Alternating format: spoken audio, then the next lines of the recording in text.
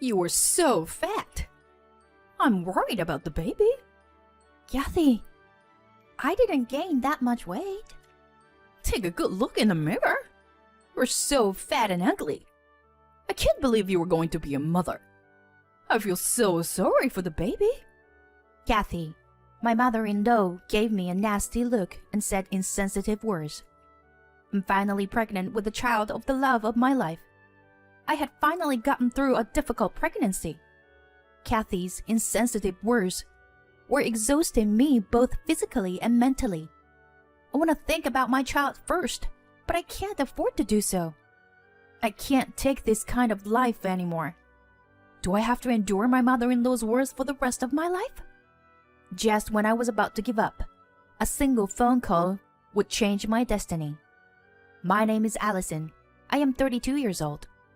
It is no exaggeration to say that I am at the peak of my happiness. So much so that I was surrounded by happiness. The reason being the new life I was carrying in my belly. I was expecting a baby with the love of my life, my husband Oliver. Oliver and I had been married for almost 5 years. We both loved kids, so after we got married, we just went with the flow and kept trying to conceive a baby. But after a year or two, there was no sign of pregnancy. I thought it was strange, so we had a medical checkup as a couple. I found out that I had a constitution that made it difficult for me to conceive. At the time, I was so shocked that all I could do was cry. I immediately started fertility treatment. But even after a year, there were no results. In addition, regular phone calls from Kathy kept coming. Allison, are you pregnant yet? I'm sorry, but I was wondering if we could spend a little more time together as a couple. Is that your excuse? You're not infertile, are you? Well, that's... Don't tell me you are. All my friends have grandchildren.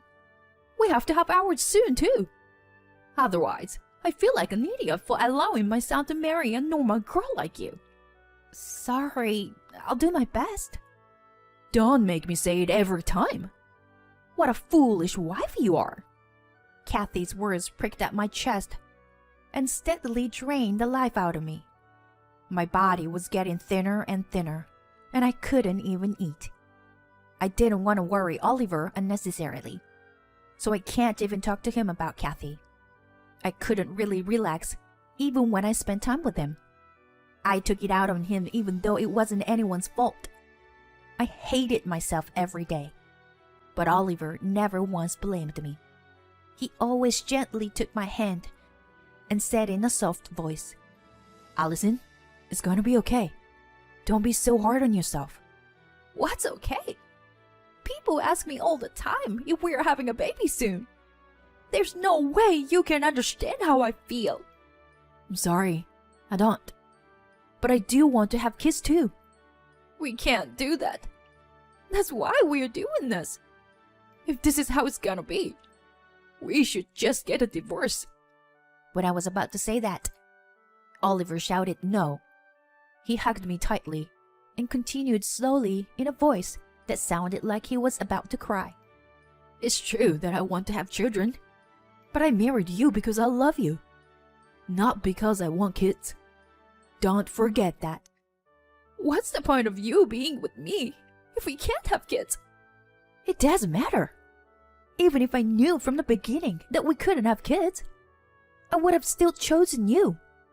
I can say that with all my heart. So don't blame yourself about it anymore. Oliver. Looking back, I don't think I've cried so much since I was a kid. I was screaming and crying like a baby. Oliver gently wrapped me in his arms. That's when I decided to stop fertility treatment. And to my surprise, a few months later, I found out I was pregnant. The pregnancy was discovered by a test while Oliver was on a business trip. I was so happy, but I couldn't tell him right away. What if the baby wouldn't grow up healthy? At least I would tell Oliver when I got the baby's heartbeat. A few weeks later, they checked the baby's heartbeat at the hospital. I heard it pulsing much faster than an adult's. And even though I was in the middle of a medical examination, I burst into tears. A few weeks later, they will check the baby's heartbeat in the hospital. When I told Oliver that night that I was pregnant, he froze like a stone. What did you just say? I'm pregnant. Are you serious? This is the happiest I've ever been. We're finally going to be parents. Thank you, Allison. I'm so happy. Thank you so much.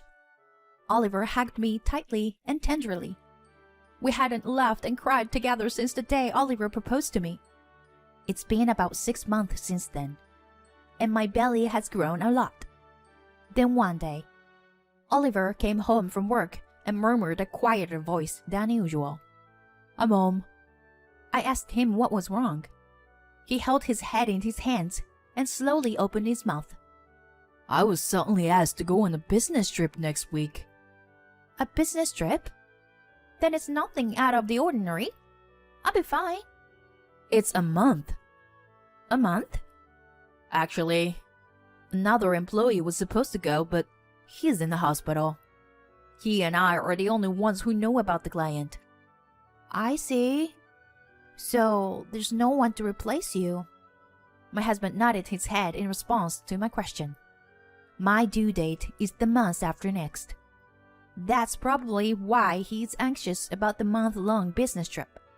My husband is usually a little overprotective. He must feel uncomfortable leaving me home alone during the last month of pregnancy. To be honest, I'm not entirely free from anxiety myself. But all I can do now is give him a good send-off. With a pat on the back, I cheerfully said, Oliver, you're pathetic.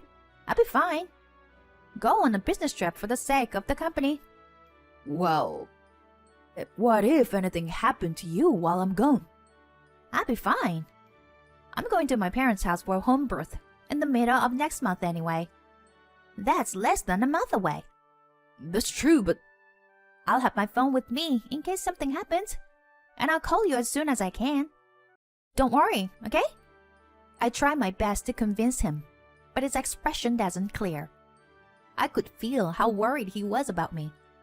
I can't keep relying on him. For the sake of our unborn child, now is the time for both of us to hang in there. It's okay, Oliver. And if things get really bad, I'll call an ambulance. But we'll hang in there together, okay? We're about to meet our baby. Don't dwell on it so much. you're right. I'll go on a business trip. Yeah. And so, Oliver left the next week for a month-long business trip. I'd be lying if I said I didn't miss him, but I can't say that. I have to do my best for a while starting today. Just as I started cleaning the house with such enthusiasm, the doorbell rang. Watching my step, I slowly made my way to the front door. I opened the door thinking, what if it's a heavy package? There stood my mother-in-law. Oh, Kathy? you're late. Sorry. I was just cleaning up a bit. Just let me in. What? Kathy? She pushed me out of the way and entered the house and looked around the room. She immediately started to make sarcastic remarks. You're skipping chores just because you're pregnant, aren't you? There's dust in here. I'm sorry. I just started cleaning. Don't be so quick to talk back. I came all this way to check on you while Oliver's gone. Oh, thank you. But I'm fine, so... You're not fine. You are a foolish wife. I don't know what you'll do if I don't keep a close eye on you. You don't have to... You're not saying you don't want me to come, are you? She glares at me sharply. I choked on my words at the sharpness of her stare, and she gave me a winning smile. While Oliver is on a business trip, I'll come and check on you every day. What? Every day? Yes. You should be grateful. And don't say anything unnecessary to Oliver, okay? Well, I don't think you need to come here every day. I can't have you slacking off just because you are pregnant. You live on my son's money, So don't you dare complain. My hell began that day. Kathy came to my house every day and started looking for something wrong. If there was even a single piece of trash on the floor, she would abuse me mercilessly. Just because you have a belly doesn't mean you can skip cleaning the floor. Why do you make me say the same thing over and over again? Pregnancy is not a disease, okay? As a housewife, you are supposed to take care of the house perfectly. No matter what I do or say, she complains. I do my chores as I'm told, and she always complains. By the end of the week, she even started to criticize my appearance. I'm worried about the baby being born from someone so fat. I didn't gain that much weight. Look at yourself in the mirror. You're so fat and ugly. I feel sorry for the baby. That such a person is the mother. I was so shocked by this comment that I cried right in front of her. But she never apologized and acted as if it was my fault. After a while, I couldn't stand it any longer. I decided to go back to my parents' house. When I called Oliver to tell him about it, he asked me anxiously, "You're going to your parents' house earlier than planned? Did you and Mom have a fight?" "No, it's nothing like that." Mom was all set to go check on you. Was she being annoying? Maybe you were tired from all the attention. "No, I'm fine. It's just that lately, I've been having a lot of stomach cramps. I thought I would take it easy and go home to my parents." I see. Okay. Then, call me right away if you need anything. I've told the company that you were pregnant. Okay, I understand. Thus, I succeeded in getting away from Kathy. Only a few days after returning to my parents' house, I went into labor much earlier than expected, probably because the tension in my body had been eased. I called Oliver, and my mother drove me to the hospital. It was hard to believe that this was my first delivery. A few hours later, a beautiful baby girl was born. About an hour after the birth, Oliver arrived at the hospital. When he saw our daughter, he was crying and smiling. "She's so cute. Thank you for all your hard work, Allison." "No, it's her who did the hard work. Even the labor pains that hurt so much blew away when I saw her face." Mothers are strong, aren't they? Oh yeah, I have to call my mom too. "I will. She told me to call her when the baby was born." I picked up the phone that was under my pillow and called her. I was feeling a bit overwhelmed, but having Oliver next to me helped a lot. I put the speaker on just in case and waited for her to answer. A few seconds later, I heard a blunt voice say, "Yes?" "Hi, Kathy. I'm just calling you to let you know that the baby is born." "Oh yeah. It's a boy, isn't it?" "What?" "So it's a boy, right? He's gonna be the heir. So it doesn't make sense if it's a girl." "No." "You're not telling me that you gave birth to a girl, are you?" Surprised by his mother's behavior, Oliver froze with his mouth hanging open. I was convinced that now was the time to take revenge. If I let him hear what Kathy said directly in front of him, it would be solid evidence of Kathy's bullying. "I'm sorry, Oliver, but I have no choice but to do this now." I dared to tell her clearly, as if to bring out her true nature.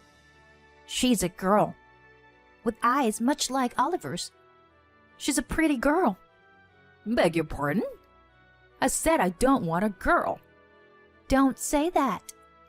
Because it doesn't matter what gender the baby is." You've got to be kidding me. What's the point of allowing you to marry Oliver? You are infertile and gave birth to a girl. What a useless woman. "Please, don't talk like that." Then she yelled at me. "That's enough. A fool like you should stay at your parents' house." "What?" "There are plenty of wives to choose from Oliver. I'll find a more obedient and lovely woman for him. I see. But rest assured, I will not be seeing you again. Huh? What are you saying? As if to interrupt her words, Oliver finally spoke up. I knew that Oliver's patience was about to reach its end. When Kathy heard Oliver's voice, she uttered an inarticulate sound. I could sense that she was clearly upset. Oliver? Aren't you on a business trip? It's only natural that I would come to the hospital to see my baby. Right? But more importantly, what was that? Well, you told me you were worried about Allison. And yet, here you are. You've been bullying Allison. no, Oliver. It's a misunderstanding. A misunderstanding? You've got to be kidding me. What you've been doing is bullying. I've never seen him so angry. And even I'm terrified of him. Kathy started pleading with him to somehow get him to forgive her. Oliver, please. Will you listen to me? I was really worried about Allison and... That's enough. I didn't think you were such a horrible person. No, I'm not. I visited Allison every day to check on her. I know you were just trying to bully her. I was a fool to believe you. I despise you with all my heart. I doubt we'll ever see each other again. But I wish you the best of luck. Wait, Oliver! Please! Her voice strayed off as she continued to call his name. Hanging up unilaterally, Oliver sighed loudly and bowed his head to me. Allison, I'm so sorry. I didn't know this was happening. It's Mom's fault that you had to go to your parents' house earlier than planned. I'm sorry I didn't tell you the truth. I didn't want to worry you, and wasn't sure if you would believe me. What are you talking about? Of course I would believe you. Oliver. The tears I had been trying to hold back began to well up. I couldn't hold back my tears, and Oliver gently stroked my head. After I was discharged from the hospital, we decided to move. While I was in the hospital, Oliver finished packing. Of course, we didn't tell Kathy where we were going to leave. When Oliver told his father about the incident, he was furious. His father told Kathy that he was divorcing her and kicking her out of the house. Since then, I haven't been in touch with Kathy. Oliver has been receiving messages from her on a regular basis, but he has not responded to any of them. No one knows where she is or what she is doing. As for us, we're both struggling to raise our child in our new home. It's all new and confusing, but life with our daughter, who we finally got to meet, is sparkling every day. There will be many obstacles to overcome in the future, but with the family I love, I am sure we can overcome any obstacle that comes our way. I will continue to cherish each day every day, never forgetting my gratitude to my family.